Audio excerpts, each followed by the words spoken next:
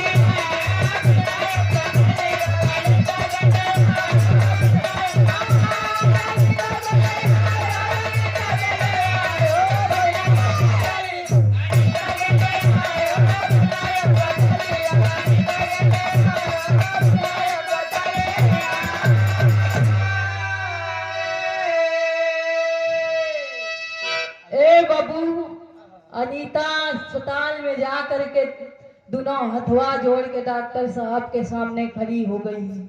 कहे ए साहब, ए डॉक्टर साहब, आप तो भगवान हैं। अगर भगवान का दूसरा रूप किसी को दिया जाता है तो आपको दिया जाता है। आज मुझे 1 लाख रुपए की जरूरत है साहब, 1 लाख रुपया दे दी, हमरे भाई के जिंदगी का सवाल बा। डॉक्टर साहब कहते हैं कि ए लड़की, कौन हो तुम और मैं तुम्हें 1 लाख रुपया क्यों दे दूं? ए बबू, डॉक्टर साहब से आज अनीता रोई के अपन बचपन के पूरी कहानी सुनावत बा। सारी बतिया बताए के बाद अनीता दोनों हथवा जोड़ के कहीं नहीं साहब, चाहे हमारी एक किडनी ले ला लेकिन हमका 1 लाख रुपया दे दा। डॉक्टर साहब मना कर देते हैं, ऐ अनीता, ना मैं किडनी लूंगा ना मैं 1 लाख रुपया दूंगा। लेकिन अनीता आज पैर पकड़ के डॉक्टर साहब के पैरवा पे गिर गई और रो रही है। अनीता कहती है कि साहब जब ले 1 लाख रुपया न देबा तब से ले अस्पताल से ना जा। ए बाबू, आखिरकार में डॉक्टर साहब को अनीता के ऊपर दया आ गई। एक किडनी लेकर के उस किडनी को भी लेकर के बाबू 1 लाख रुपया अनीता को देते हैं। ए बाबू, 1 लाख रुपया मनी ऑर्डर से आज अनीता घर पर भिजवाती है। भाई अजय 1 लाख रुपया पाकर के खुश हो गया। अजय पढ़ाई की तैयारी चालू कर दिया है बाबू। तब होता है क्या, एक लाइन गीत बदल गए मार साहब।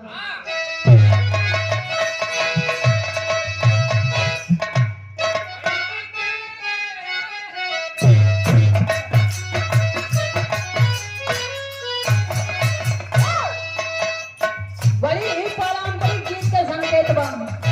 इस गीत को गांव के माई बहन लोग विवाह में गाया करती है। कैसे? झांझर मारौआ जनछा वही हमे बाबा हो,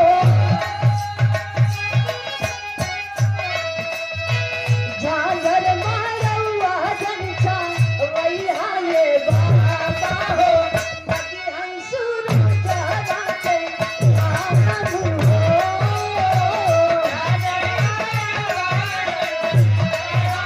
बाबा हो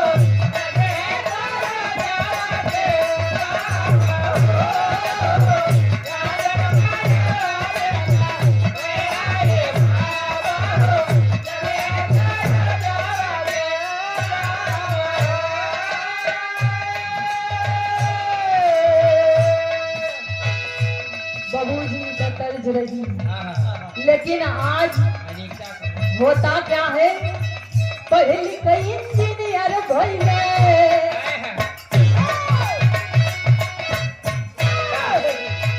पढ़े लिखे इंजीनियर भइले, अजय पीराना राहो, पढ़े लिखे इंजीनियर भइले, अजय पीराना राहो, पहली से कहानी समझाई हो।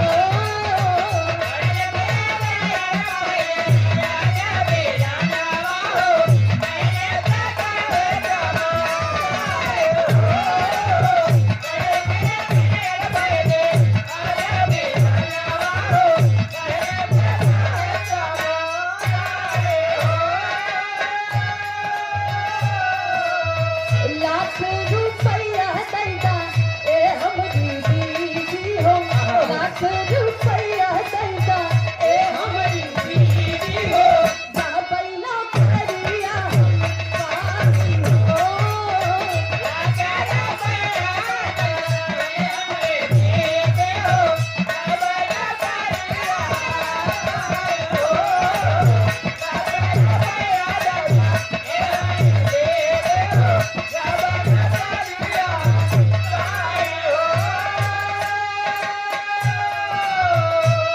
ए बाबू। अजय अपनी दीदी अनीता से कहता है कि है दीदी, जैसे आपने इतना किया दीदी, 1 लाख रुपया के और जरूरत बा, 1 लाख रुपया हमके मिल जाई तो हमका नौकरी मिल जाई, पढ़ाई पूरी हो गई, 1 लाख रुपया मिली तो नौकरी मिल जाई दीदी, जिंदगी हमारे दोनों भाई बहन के आराम से कट जाए। अनीता सोचने लगी, सही बात बा, अगर मेरे भाई को नौकरी मिल गई तो मेरे भाई के सहारे मेरी भी जिंदगी कट जाएगी, और इस दुनिया में मेरा है कौन। अरे बाबू, अनीता फिर से वही अस्पताल में जाती है, डॉक्टर साहब से दोनों हथवा जोड़ के कहे, "ए साहब, भाई के पढ़ाई पूरी भई बा, 1 लाख और दे दा।" डॉक्टर साहब मना करते हैं, अनीता कहती है, "मेरी एक आंख ले लीजिए, लेकिन मुझे 1 लाख रुपया दे दीजिए।" अरे बाबू, एक आंख अपनी बेच देती है अनीता, 1 लाख रुपया फिर अपने भाई के पास भेजती है, और वही भाई नौकरी पा गया। जब नौकरी पा गया तब होता क्या है, एक लाइन गीत बदल के ना समय।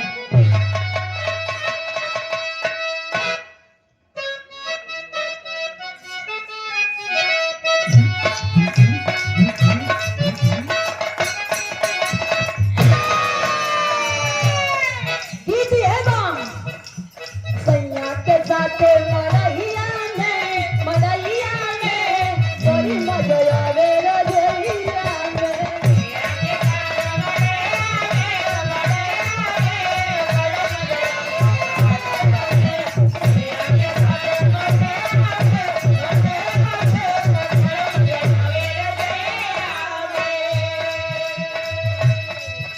नौकरी मिल गई साथे में। है बाबू, जा करके अजय बढ़िया नौकरी करने लगा, इंजीनियर हो गया। तब वही फोन पे बात करते करते बाबू हो क्या रहा है,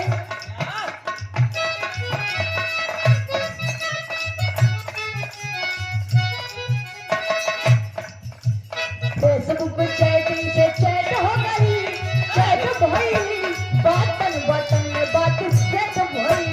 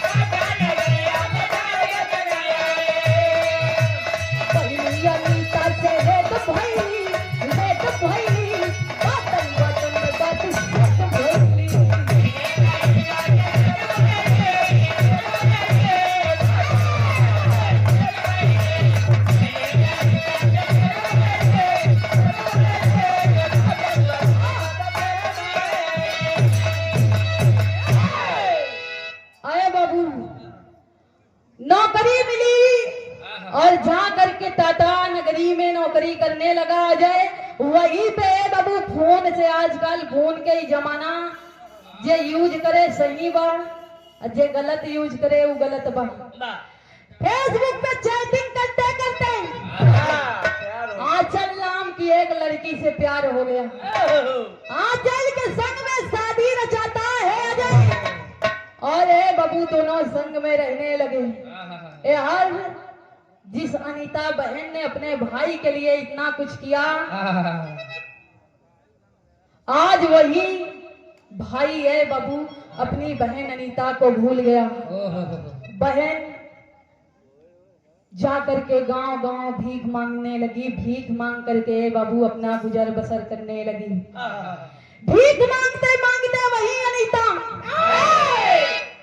एक दिन अपने भाई के पास पहुंचती है। तब होता क्या है मां साहब, एक लाइन गीत लग गई।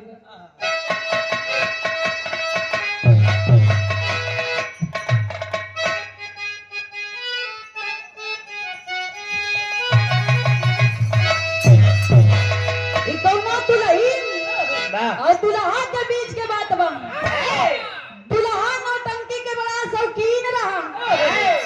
जैसे आप सब बिरहा सुने आए हो, वैसे दुल्हा नौटंकी के बड़ा शौकीन रहा। जब सुन ले कि आज नगाड़ा बाजे, दुल्हन का अपने बिना बताए बस बोरिया बिस्तरा उठावन चल दे। नाच के शौकीन है, नाच के इतना शौकीन रहे। दुल्हन अपने सैया के ऐसन आदत से तंग आए के बाद दुल्हन कहत बा का कहे,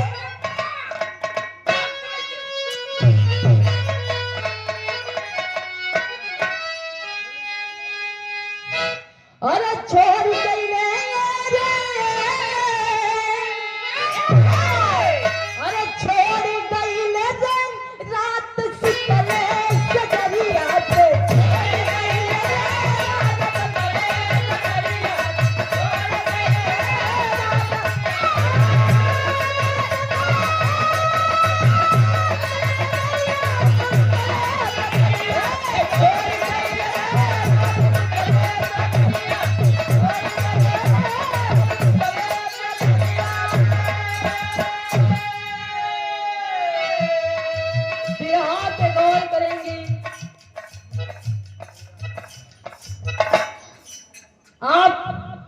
इस धुन पर खुश होकर के बड़े भैया प्याग गंगा स्टूडियो के मालिक जी, आप आशीष भैया जी की तरफ से बहुत सी माया दे के सम्मान किए। 5 के सादर प्रणाम बा, आशीर्वाद के चाह रही बोल करेंगे। बाबू आज वही अनीता अपने भाई अजय के पास भीख मांगते मांगते पहुंच गई।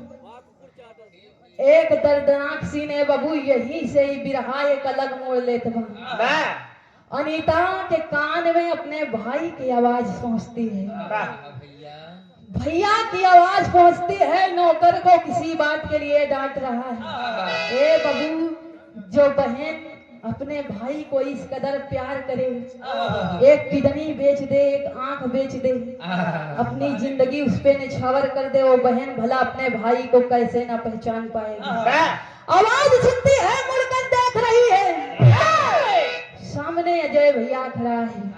ए बबू, जाई के अनीता अपने भैया का हाथ पकड़ लेती है। जा करके अनीता अपने भाई अजय का हाथ पकड़ लेती, कहती है अरे अजय, अरे भाई, हमारे भैया तू आज कैसे इतना दिन से घरे से अइला, हम खबर नहीं लेहा। ए बबू, अनीता के अखिया से आंसू झरत बा। अनीता कह रही है मेरे भाई, मैं अनीता हूँ, लेकिन ए बाबू आज वही भाई बात करके कहता है आए भीख मंगी। ये कैसी बात करती है? ए बाबू, जब इतनी बात आज अजय अपनी बहन अनीता से कहता है, अनीता के कलेजा फाट गया।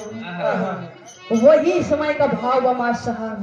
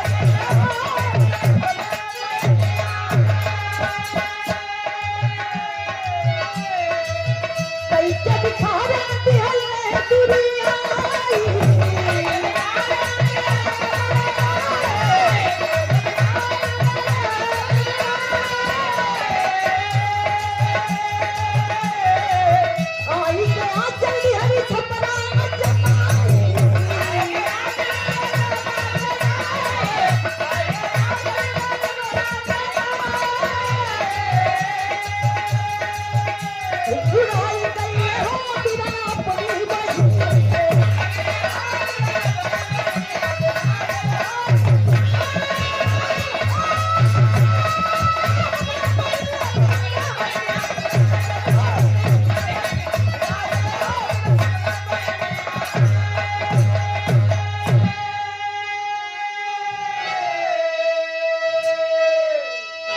अरे बाबू, अनीता अपने भाई अजय से ये बात कर रही है कि भैया, अरे पगला, मैं तेरी बहन अनीता हूँ, मुझको पहचानने से इनकार कर रहा है। ए बाबू, अंदर दुल्हन आंचल रसोई में खड़ी है, खाने तक बात पहुंची बा, कान तक आवाज गई, बाहर निकल के आती है, कहती है सैया कौन बात भाई भिखारा आखिर काहे आपसे ऐसा ऊट पटांग बोलत बा। अजय कहता है कि ये भिखारन मुझे अपना भाई बता रही है। आए बाबू, इतनी बतिया सुन के आंचल ना देखत बा नताओ, एक तमाचा के का बात करी, तमाचा पे तमाचा आज अनीता के गलवा पे रसीब कइले बा, तमाचा पे तमाचा मार देती है। भूख और प्यास से सूखी हुई शरीर, एक किडनी पहले से नहीं बा, एक आँखी नहीं है बाबू। अनीता वहीं पर गिर पड़ी, किसी तरह से अपने आप को संभालते हुए उठती है अनीता। ए बाबू, यही भाव को देखते हुए तेरी में लिखना पड़ा, कहाँ साहब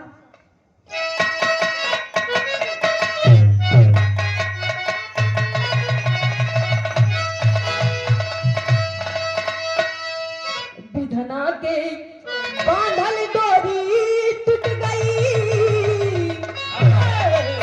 अरे राम विधना के,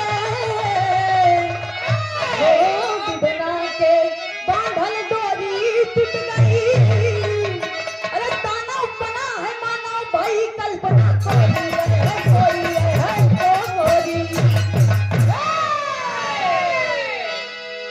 विधना के बांधल डोरी टूट गई, दानव बना है मानव भाई कल्पना कोरी, विधना के बांधल डोरी टूट गई।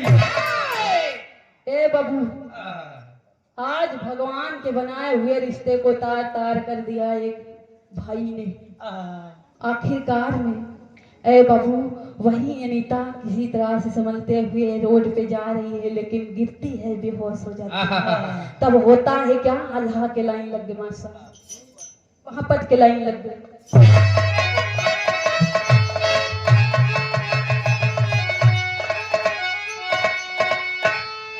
आज अनीता अपने मन में सोच रही है कि हे मई,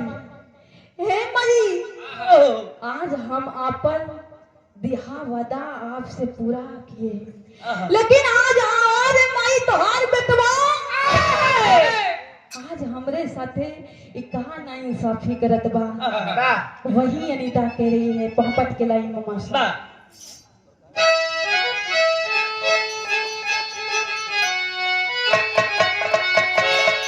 तो कहती हर वचनिया सगरी निभवली हमारी माई हो, अरे तो कहती हर वचनिया सगरी निभवली हमारी माई हो, कोठी के बिना याद कटाई हमारी माई हो।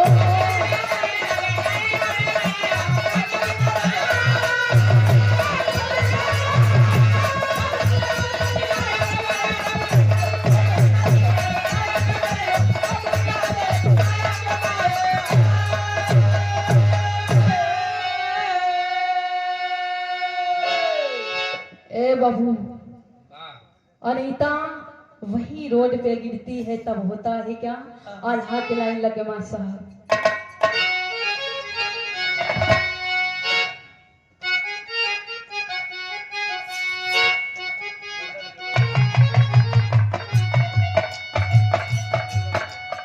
लवारिस में भरती भैली, और लवारिस में भरती भैली अनीता बहिया भैया।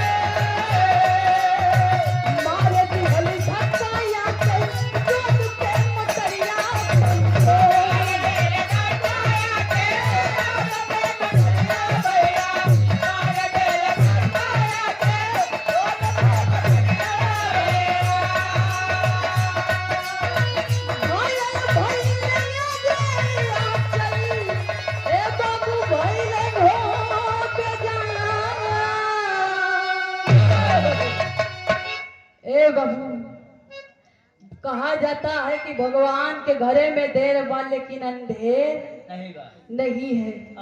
करने का फल यहीं पे भुगत के जाना पड़ता है।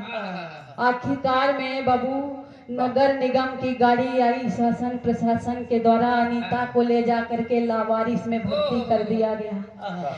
इधर अनीता लावारिस में भर्ती है। अजय और आंचल दोनों प्राणी पिकनिक पे जाते हैं बाबू। वही रोड पे आज कार और रोडवेज के बाबू एक्सीडेंट होता है। हाय रे विधाता क्या तेरी। हाय रे विधाता क्या करिश्मा है आपका। ए बाबू, सदर अल्लाह के लंगमा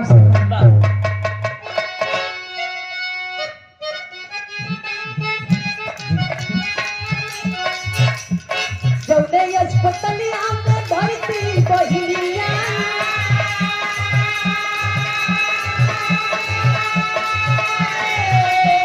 वही अस्पतालिया में आए श्रीमा।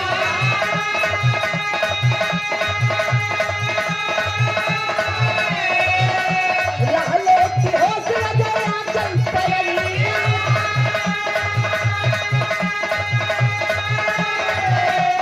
अखियाँ अजय को फूटल वाहे भगवान।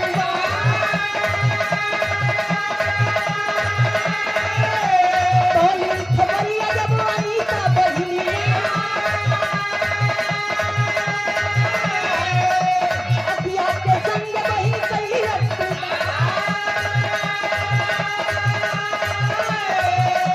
लिखते तब पाती वही कैली जा हरवा। लिखते तब पाती वही कैली जा हरवा। तो त्याग देली अनीता रही छोरा।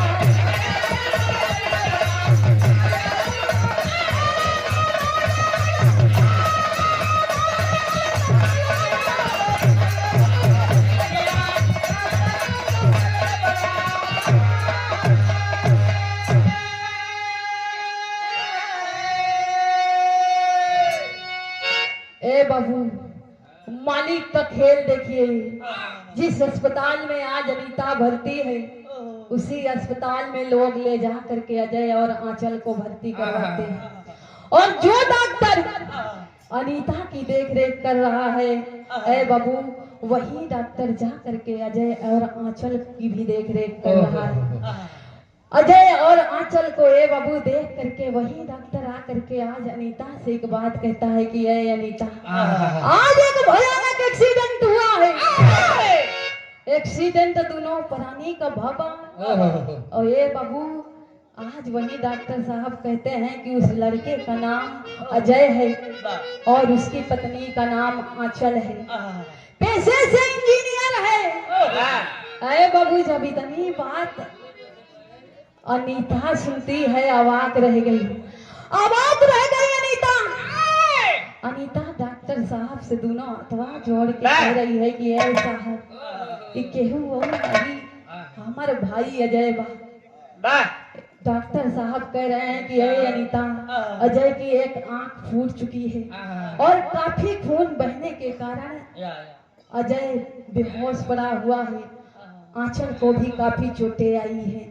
जब इतनी बात वही अनीता सुनती है बाबू, अनीता डॉक्टर साहब की एक बात कहती है कि ए साहब, ये हमारे भाई अजय बा, जितने भी खून के जरूरत बा हमरे शरीर से निकाल के हमरे भाई के दे दा और हमारे आँख को निकाल करके मेरे भाई को ले जा करके लगा दीजिए। वाह रे मेरे देश की बहन, और वाह रे भाई। ए बहू, ले जा करके डॉक्टर साहब वही आँख बार बार अनीता जब कहती है, जा करके अनीता के आँख अजय को लगाते हैं। जितना खून के जरूरत बा अनीता के शरीर से निकाल करके ले जा करके अजय को चढ़ाते हैं। इधर अनीता एक चिट्ठी लिखती है बाबू।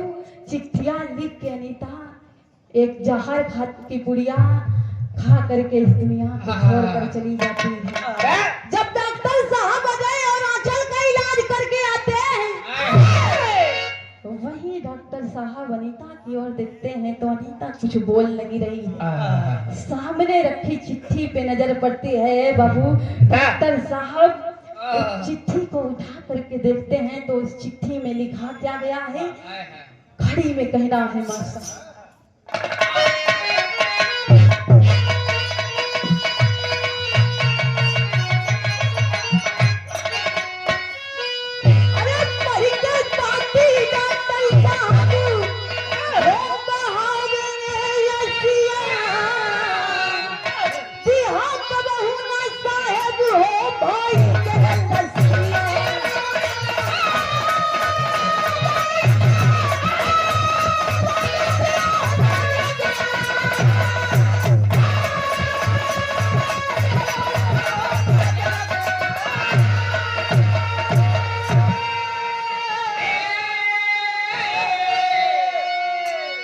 चिट्ठी को डॉक्टर साहब पढ़ रहे हैं, आंखों से झरझर आंसू बहत बा।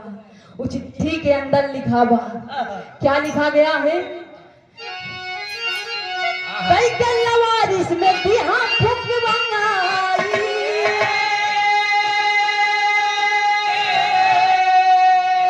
ए बाबू आत्मा के हमारे सवारे होई जंगाई,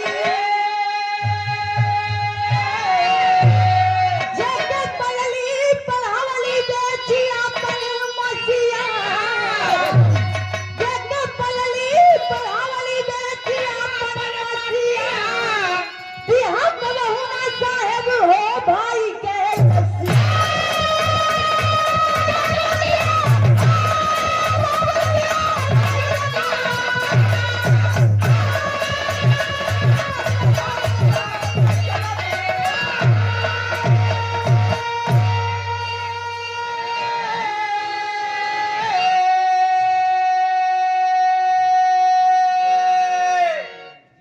आप प्रभादेश सम्मानित गुरुजी श्री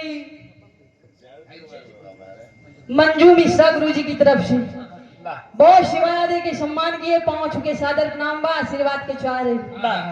अरे बबलू, डॉक्टर साहब चिट्ठी को पढ़ते हैं, चिट्ठी में साफ साफ लिखा गया है कि ऐसा हमरे इलाज के ले जाकर के लावारिस में अंतिम संस्कार कर दिया, लेकिन हमरे भाई के इलाज हमार मत दिया। ए बाबू, डॉक्टर साहब रो रहे हैं और ले जा करके अंतिम संस्कार आज अनीता का करवाते ही अनीता का अंतिम संस्कार होता है। डॉक्टर साहब आ करके बाबू वही चिट्ठी अजय के हथवा में थिमाई दी है। जिस समय अजय उस चिट्ठी को पढ़ता है और दर शरीर का पे लगल, ए बाबू अखियां से आंसू बहत बा। अजय कहता है कि वाह रे मेरी बहन।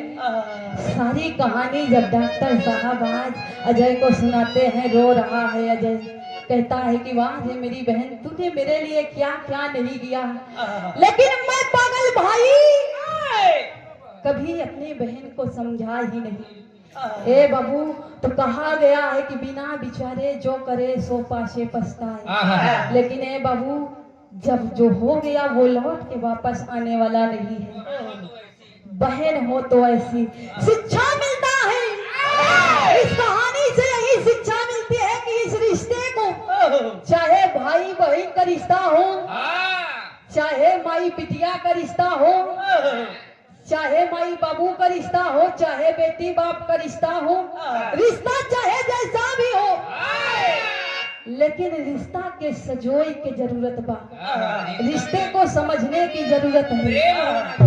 रिश्ते में प्रेम होना चाहिए, विश्वास होना चाहिए, तब ए बाबू ये दुनिया विश्वास पे टिकी है, रिश्ते पे टिकी है। तो इस दुनिया में अगर आप जितना ही अपने बच्चे को सिखाएंगे, पढ़ाएंगे, जितना आप जो करेंगे वही हमारे साथ होगा।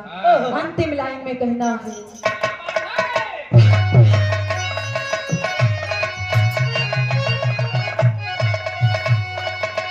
स्वामी गीतानंद अनंत भय भुल्लुर